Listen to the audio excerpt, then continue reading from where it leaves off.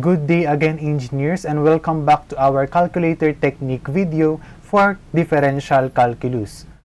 In this topic, we will discuss the parametric derivatives. Question number 1. Given the parametric equations below, ayan, nakaparametric na siya, wherein meron na tayong t na equation.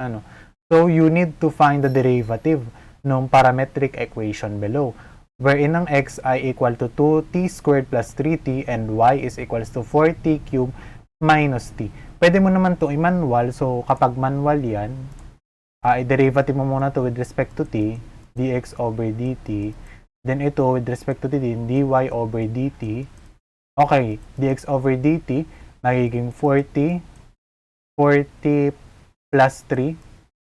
Then dy over dt, ito magiging 12t minus 1. Okay. So, sabi is derivative with respect to t. Kasi magiging niyan, ang derivative ay, di ba ang y prime is dy over dx. Para maging dy over dx yan, ang gagawin mo ay dy over dt all over ng dx over dt. Makakancel si dt dyan. Kaya magiging yan, dy over dx. Okay. So, si dy over dt, equal yan sa 12t minus 1 all over 4t plus cube. Okay, ang sagot dyan ay, wait lang, ba't ganun? 12t squared, sorry. May exponent to. 12t squared. Namali ako ng derivative dito. Sorry.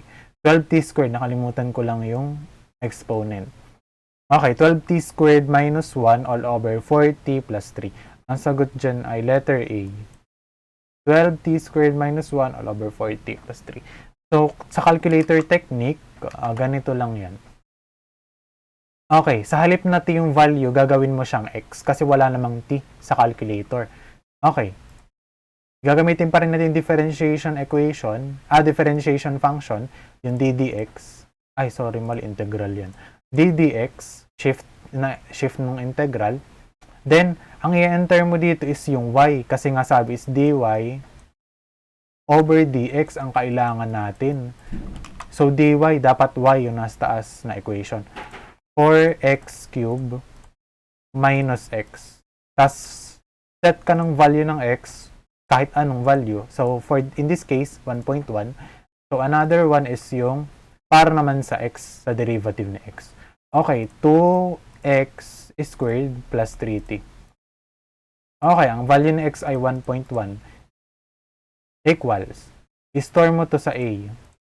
Then, pili ka sa choices. Then, sub mo yung value ng t na gagawin nating x muna sa calcu kasi nga, walang t sa calcu. Okay, 12 x squared minus 1 all over 4x plus 3. Calc, x is equals to 1.1, yun yung limit natin. Press equals, then i-divide mo to dun sa derivative mo na parametric which is a. Okay, ang sagot ay 1. So, ang sagot natin dun ay letter A. Easy engineers. Yes, letter A. For questions about the parametric derivatives, you may email me. And of course, you may message me on my Facebook page. Andyan na po yung mga useful links. And of course, thank you for watching this video and see you on the next calculator techniques.